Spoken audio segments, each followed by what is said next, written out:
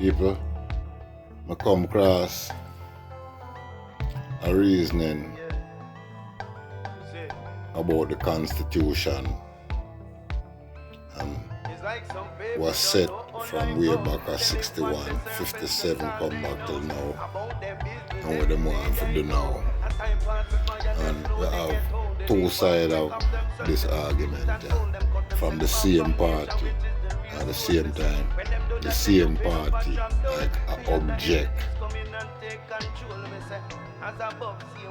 to where the former Prime Minister, former leader of the JLP said, Ms. Malawi object in a most parts to where Bruce Golding recommend for her.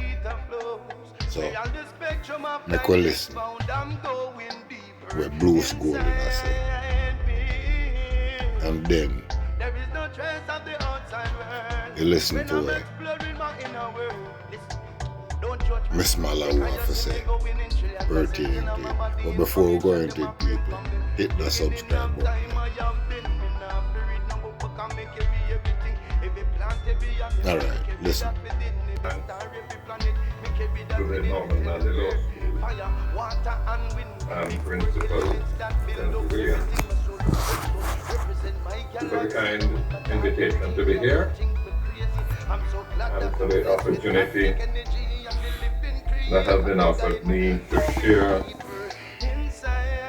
some observations on this important topic. Let's start at the beginning, when the Constitution was formulated.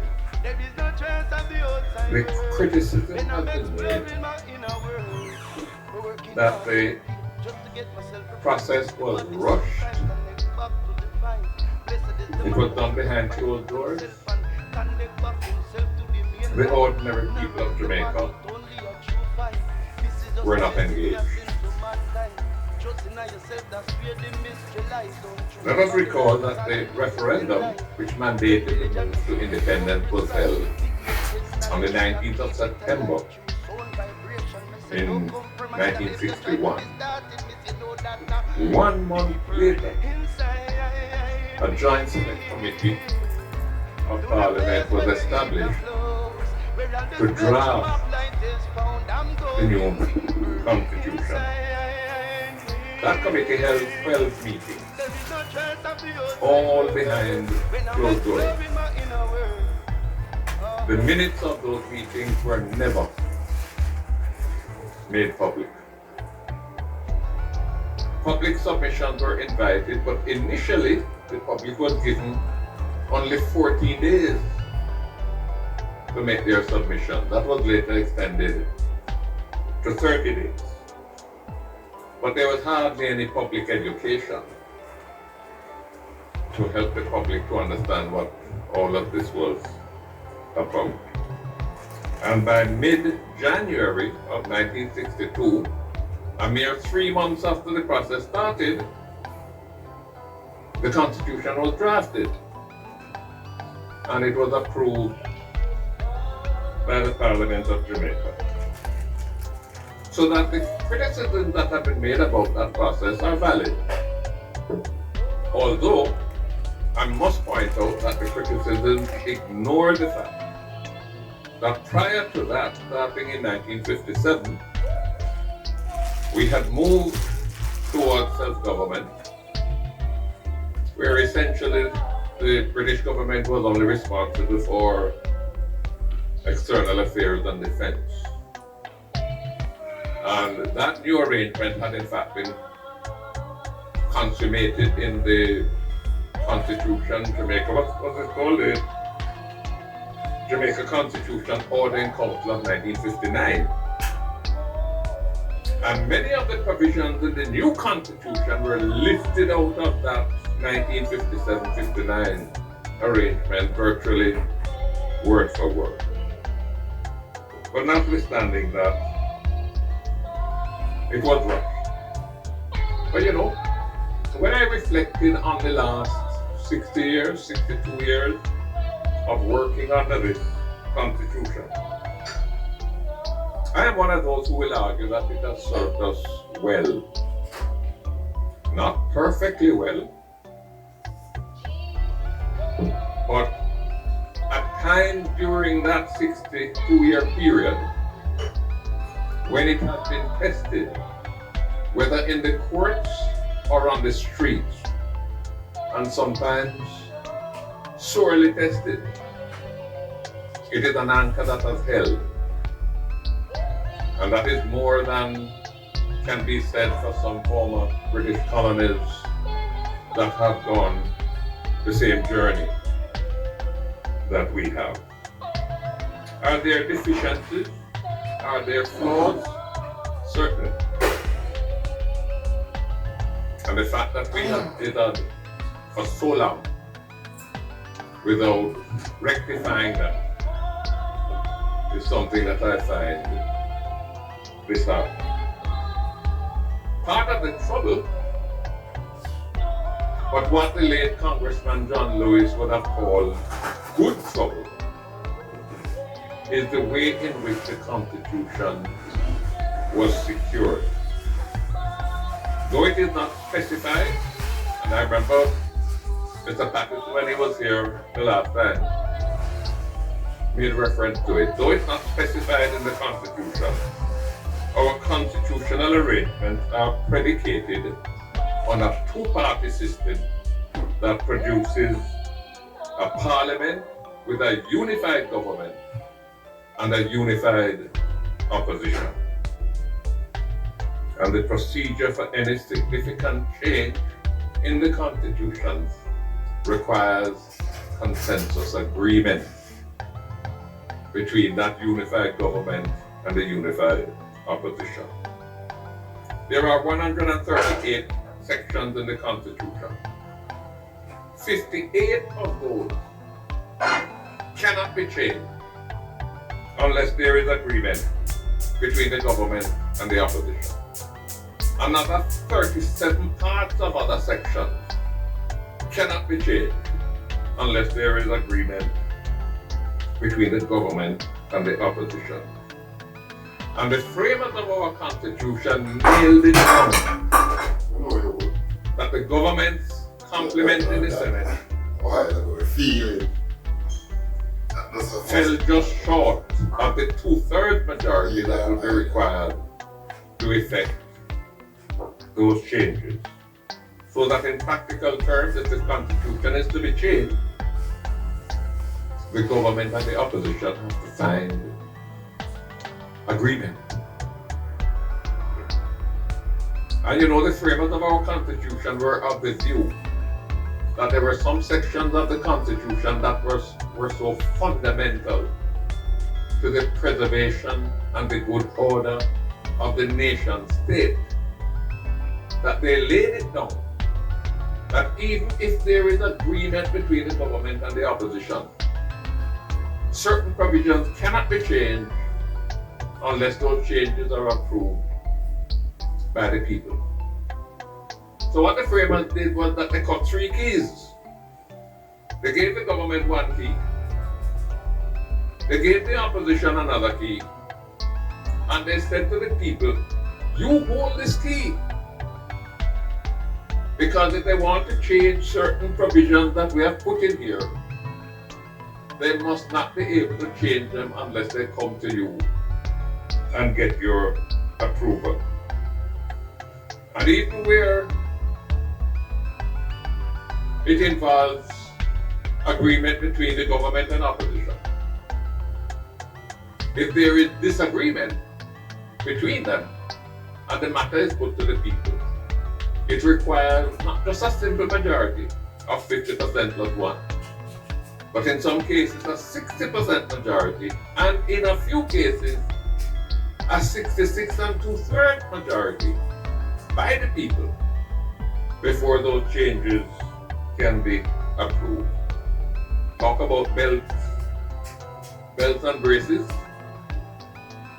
This is chains and shackles. That's what our framers laid down. So the need for consensus is critical. I'm going to refer to that several times before I sit down. The only way the Constitution could be unilaterally changed is by the use of it. And thankfully, that is an inclination that has never surfaced in Jamaica. So the fundamental reality is that political consensus has to define, it has to inform any effort at major constitutional reform. Now recently some persons took umbrage at a public comment I made that unless consensus is earnestly and genuinely sought and achieved, any effort at constitutional reform is a colossal waste of time. And some people took umbrage with that. As offensive as it might be, or offensive as some may have found it, that is the stark reality. So it's set. And there's no way we can get around that. That consensus is not easy to come by, given the adversarial nature of our politics. The government and the opposition, the two major parties, like chickens bred for cockfights, are instinctively combative, even when there is not much to combat about. But perhaps we shouldn't feel too badly. Look at the United States, which is worse than us. Look at the United Kingdom. Look at France. Time and time again, in our efforts at constitutional reform, that consensus has proven to be elusive. How we seek to broker that consensus is as important as the consensus itself, and I'm going to come back to that later. Our adventure into constitutional review and reform is not new. The first effort was made in the mid-1970s during the Michael Manley administration. When you look back at it, it was doomed to fail. If consensus is a sine qua non for any constitutional reform, the environment at that time was decidedly hostile. It was the most politically polarized period in our history. Consensus cannot thrive, cannot even germinate in that kind of soil. A public education program was launched. I remember my late friend B.K. Duncan was very much in the front of that. A rigorous campaign was waged across the island, but it took the form of political rallies dominated by people clad in a particular color shirt. It was like one hand uselessly trying to clap, and it withered on the side. The second effort was made in the 1990s during the P.J. Patterson administration. It was a broader, more inclusive, more consensus-seeking approach. A constitutional reform commission was established, initially chaired by the late Justice James Carr and subsequently by Dr. Lloyd Barnett. But let me just pause here to indicate to illustrate the importance of a consensus-seeking approach. That 1990s effort didn't start with the Constitutional Reform Commission. It started with a joint select committee appointed in Parliament. And at the very first meeting of that committee, Mr. Edward Seaga, who was then leader of the opposition, argued strenuously and, as it turned out, persuasively. He said, this is not the approach we should take. We here in Parliament, cloistered as we are, shouldn't arrogate to ourselves the exclusive authority to reshape the Constitution. We need to consult the people. We need to get the views of the various stakeholders out there. And he proposed a constituent assembly. Now the government of the time could have said, well, you know, we have the majority and we're not into a constituent assembly. They didn't. They took Mr. Seaga's suggestion very seriously. And by the second meeting, they decided virtually to collapse the committee and to recommend to Parliament that Parliament establish a constitutional reform commission. That was how the commission came into being, chaired by Justice James Carr and subsequently by Dr. Lloyd Barnett. I cannot stress enough how important it is for this matter to be approached with a willingness to compromise and to arrive at consensus. Because that's how that Constitutional Reform Commission of the 1990s came about. And that commission made a concerted effort to elicit public participation. Public submissions were invited and repeatedly encouraged. Town hall meetings were held in every parish. And that commission eventually submitted its report to Parliament, as a result of which another joint select committee was established to consider its report, and I was privileged to have been a member of that committee. The report of the Joint Select Committee, which was submitted in 1995, set out the areas of agreement that had been reached, set out the areas of disagreement, the issues on which they deliberated but could not reach agreement. And all of this was following the consensus rule. Let us see where we can arrive at consensus, and where we're not able to arrive at consensus, let us tell Parliament what are the differences that we have come up against.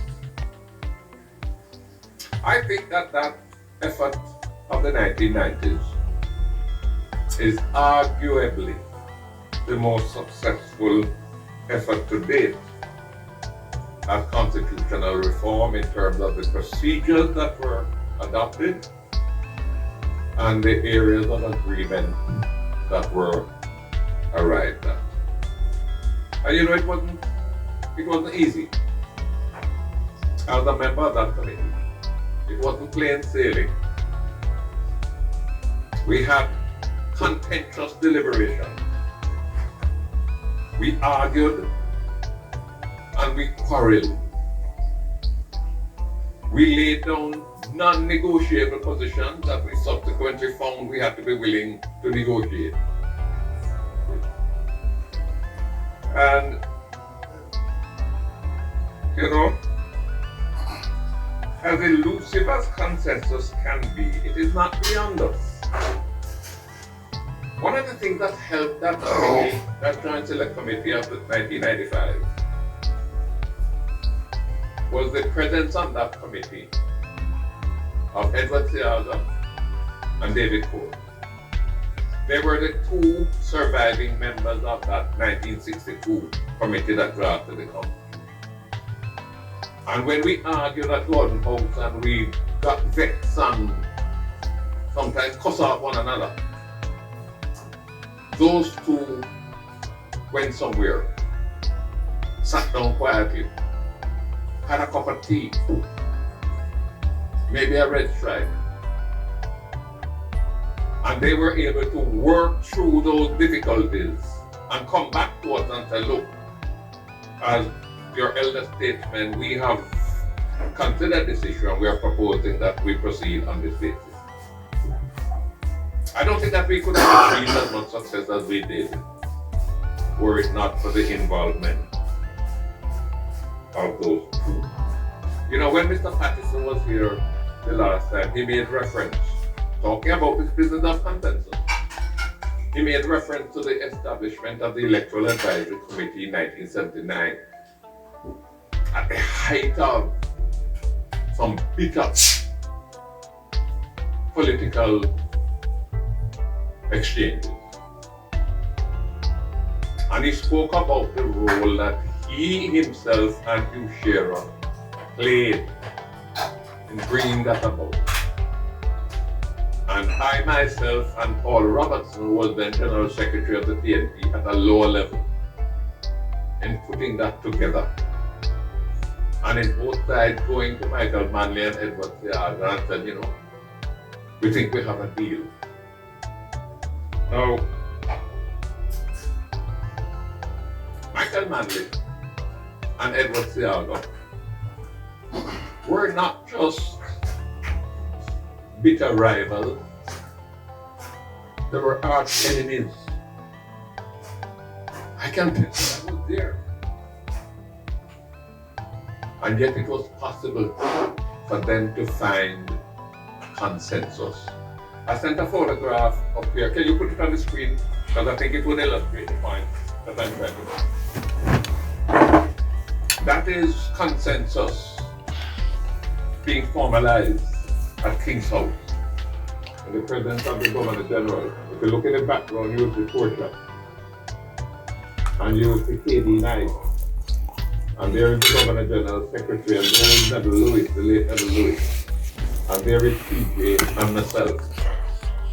That was consensus brought about despite the hostility between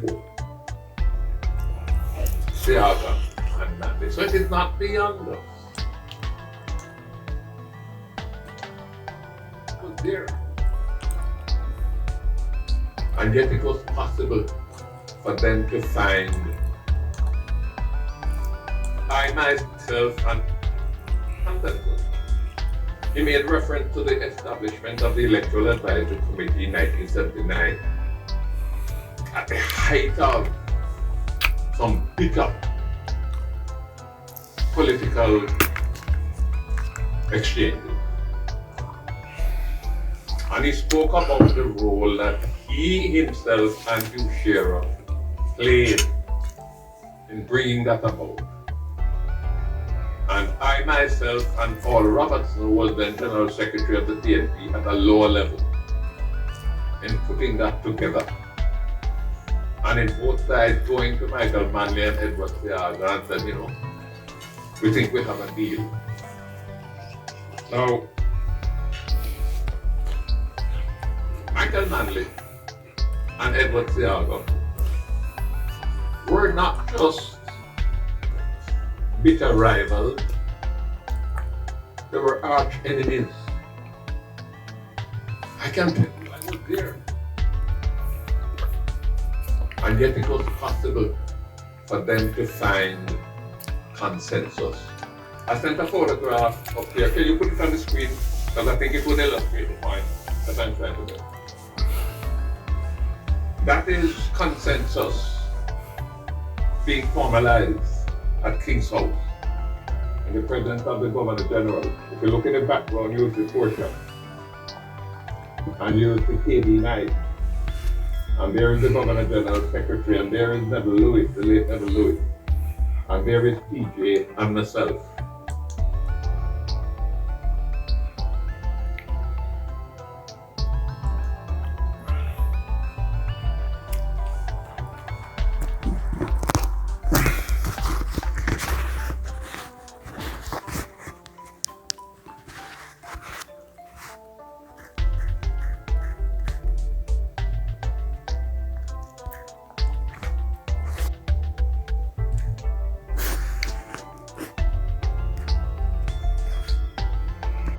Now people make we go into Miss Malawi, she kinda give peer complimentary sandwiches to all of the people them before her. Even though she has she give credit, but it's still complimentary sandwich, it's so great. Because some of you see slightly a disrespect. She all I go try if it shut down in little part or make it difficult for any politicians be impeached. We could listen to your part now, people. There is a weakness in the context in which this work is being done. Not only you, Prime Minister Golden, has said it, but it's been a point of constructive criticism for all who have written. The need for greater education, the gap, the knowledge gap in the society. And it's very sad that the increase in information and new and easier media of exchanging information have not resulted in an increase in knowledge. And we have a population that is distracted and attracted by many things. And so the strategy of engaging, part of what Shireen has lamented, part of the difficulty that you have admitted, remains the biggest work for us. How do we meaningfully engage the people and get their attention? Because it's not even so much the effort that is being judged, but the outcome and the impact of the effort. So, I thank you for clarifying the matter of our own de facto head of state being in a hybrid form that is not ceremonial. I think it's the greatest clarity that I've heard expressing it and explaining it.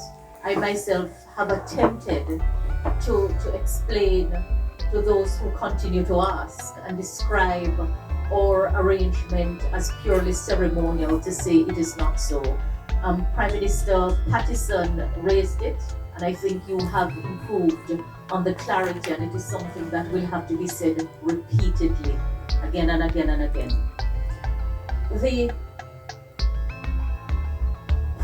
I deem it a privilege to be given the opportunity to lead this process from where I'm leading it. And believe me, it has been the most trying work assigned to me.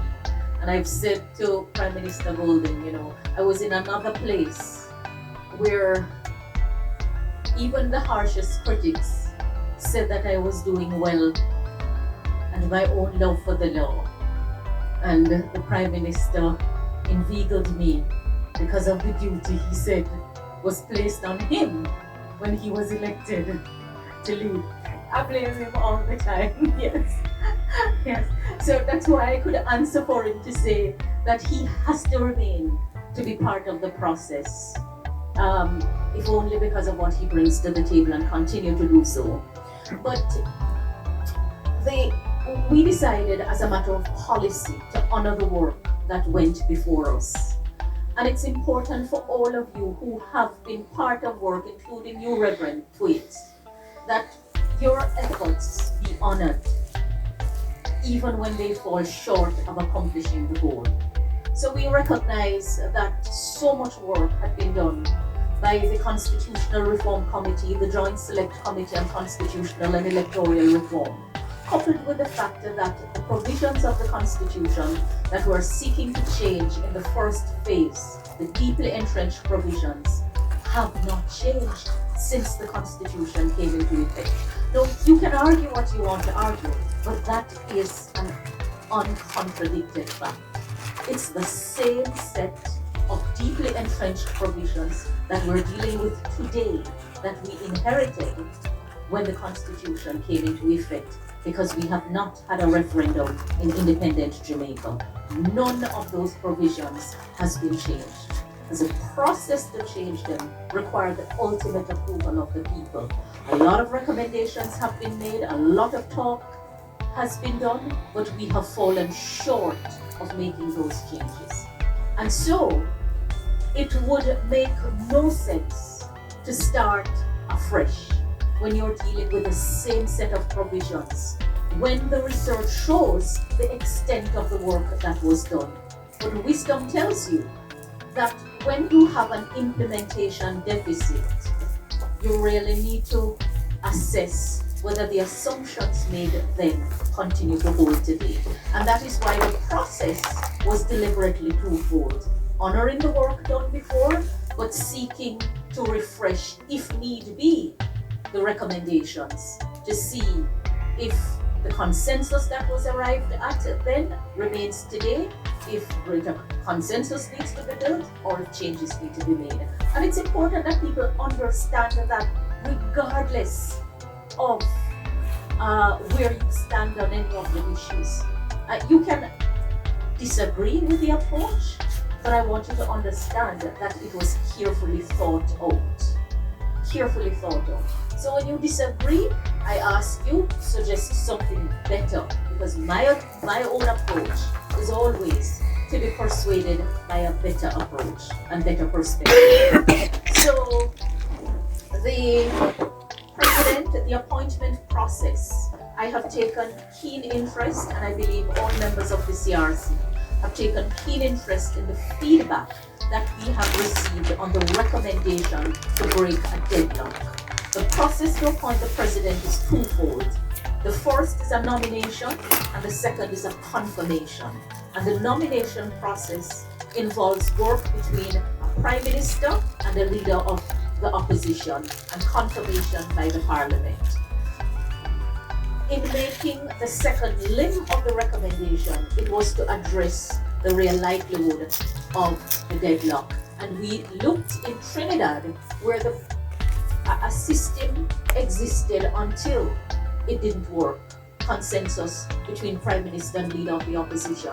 And when we looked at the other jurisdictions, we deliberated on what could be a process to ensure that you do not remain in deadlock.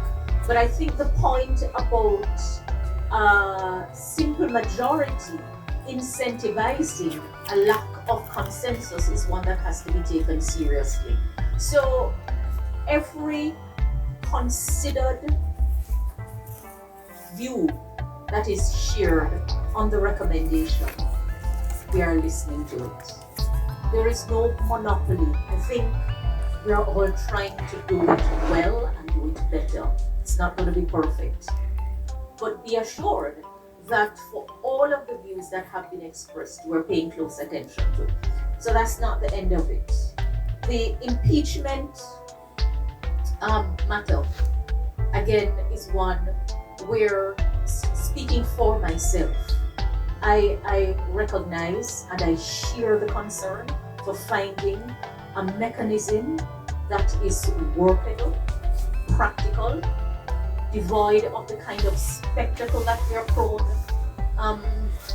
to gravitate towards, to hold our officials to account in a meaningful way. So that door is not closed at all. I said it in the park, Jeanette, when we had the sidebar before and when you raised it at the podium. And I think already in the recommendations for the office of president is a process. And so we may have to look at whether that process can be extended to the other elected officials. And you're right, Prime Minister Golden, our constitutional system already has a holding to account. And what we want is to ensure that the process is practical and that it yields the result that you're seeking. Having said that, I recognize that process is also as important as outcome. And you may not get an outcome, but going through a process may be important. So a process of a trial, for example, where there are allegations that a crime has been committed is important before you get to a verdict of guilty or not guilty. Because at the end of the day, someone may say the person is guilty.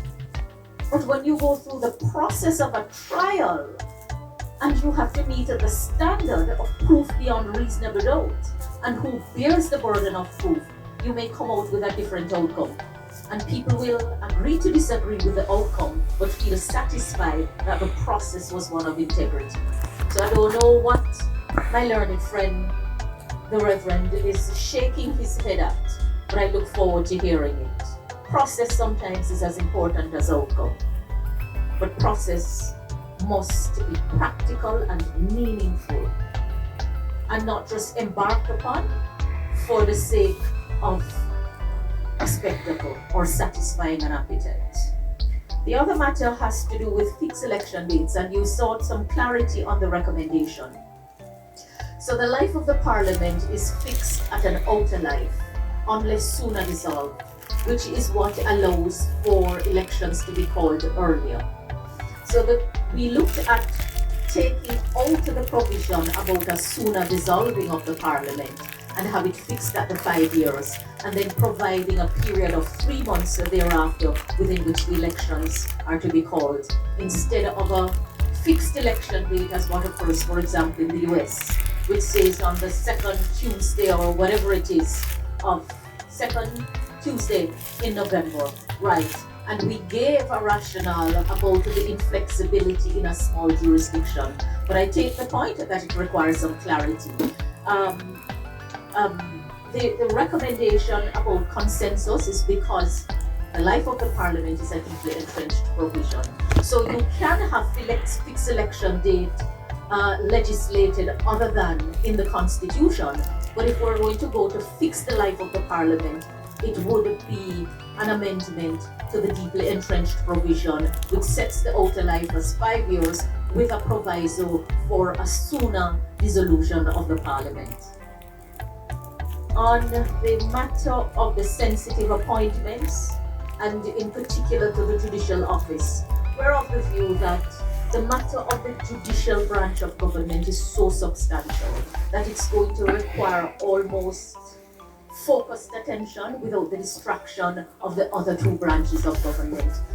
And also because we began with rationalizing the approach in accordance with the process for amending the Constitution, focusing first on the deeply entrenched provisions.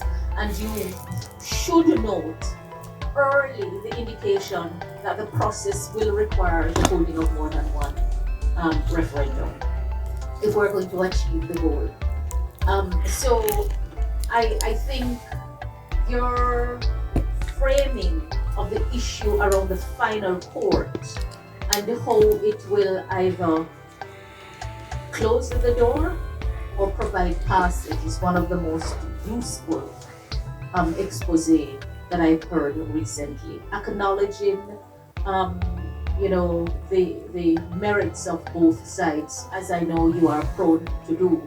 But I was particularly helped by the points you made about the need for critical assessment and the approach taken so far being unhelpful, really unhelpful. I thought I should point out that the right of appeal to the Privy Council that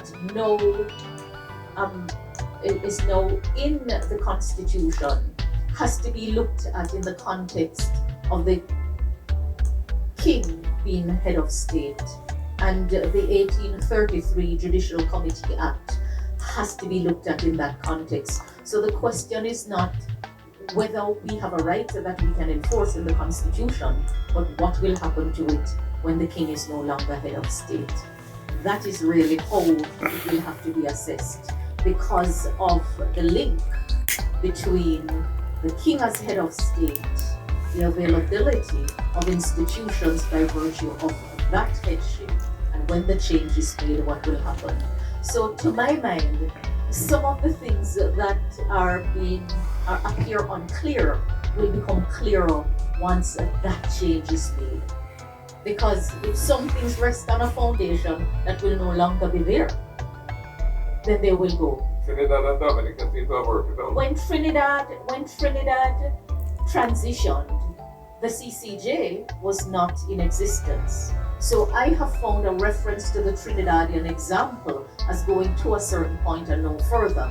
Yes, it does provide precedent that you can continue to have, you can continue in a relationship with the Privy Council without having the King as head of state, but you have to bear in mind when that was done. There are so many other issues, ladies and gentlemen, that we have to pursue. I do not share the pessimism of my former Prime Minister, the note on which he ended. I don't share it at all. We are still a young country. You see, you're not 76 years old.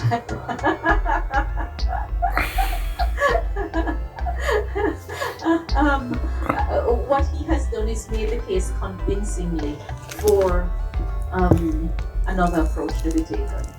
And for all who say that, so much more needs to be done, we know that. And don't for one moment think that we're not working on it. My learned friend, you're destroying it. Mr. Small, who sits on What the distance will reach? That one of the concerns that we have been addressing, though not as frontally yet, is how much can we realistically get done at this stage of the life of the Parliament, when you require collaboration but you're prone to competing, is something that we will have to look at, and we have to balance it against whether we waste the time. Waste may not be the appropriate word, but we have to use every bit of the life of Parliament to get this work done. It is way too important. So, Prime Minister, you didn't address the first imperative that we are pursuing in this phase of the reform, and that is putting the Constitution of Jamaica in proper form. What we have dubbed the Jamaicanization of the Constitution. Some say it is only the lawyers who are preoccupied with the issue of the inferior, inappropriate form in which our highest law exists. In order to make that change and put the Constitution in its rightful, proper form, the change will have to be approved by the people. And so, even while the work remains on the many other issues in the transition to a republic, bear in mind that it is not empty symbolism to have your highest law passed by your Parliament that is empowered to pass laws for the peace, order, and good government of your country, and that law approved by the people. So the two goals in the first phase is having the Constitution put in proper form, passed by the people, passed by the Parliament, approved by the people. Need a referendum for that. And secondly, abolishing the monarch and the constitutional monarchy as our form of government. I've said repeatedly that where we get off the constitutional monarchy road need not be where we end on the Republic road. I know we want it all, but we may not be able to do it all at once. And it is my hope that with all the distraction, and in spite of our political differences, that we will create some space to be guided. Because the truth is that a lot who have spoken inaccurately. And I'm not even talking about interpretation of provisions now. I'm talking about even quoting provisions of the Constitution and other laws. So you don't have to be trained in law to accurately state a provision of the law. You only need to be able to read, to just state it. And I continue to be amazed at how many inaccurately state it. And there are many who are wrong. It's not a matter of views now, and are strong in it. You know, in law they tell you, that a mistaken witness can be a convincing witness, depending on the approach you take. Let us not seek to convince in our wrongness or in our mistaken belief, but let us all keep an open mind. I want to end by asking, how many of you in this room have read the report of the committee and read it in full? Still a handful. And it is not because it's not made available. So that tells you, even those who are showing up with an interest still have some work to do. I renew my commitment to ensuring that even in the face of disagreements, that we will make progress on the reform of our constitution. We must do it. We cannot afford to raise it again and let it fall flat. That is when Prime Minister Golding, you'll be turning over perhaps like a revolver. Half a loaf sometimes is better than no loaf at all. Let's continue to make progress.